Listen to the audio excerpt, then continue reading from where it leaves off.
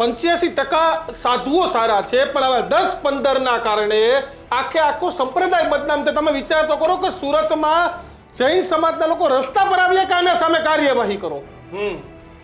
Audio clip viral થાય, અશ્લીલ video viral થાય.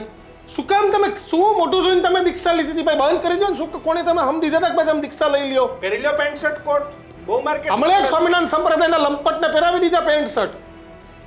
અભિનંદન છે સ્વામિનારાયણ સંપ્રદાયના આચાર્યને કે પહેરાવી દીધા. અને આવા લંપટોની આ જ પ્રકારની હાલત થવી જોઈએ.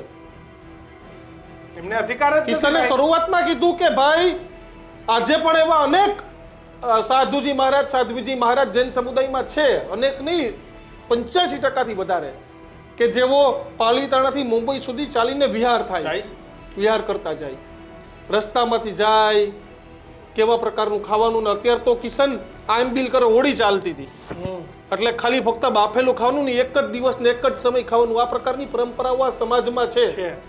આ જ પ્રકારની તમામ અપડેટ જોવા માટે ન્યૂઝરૂમ ગુજરાતને લાઇક, શેર અને સબસ્ક્રાઇબ કરવાનું ભૂલતા નહીં.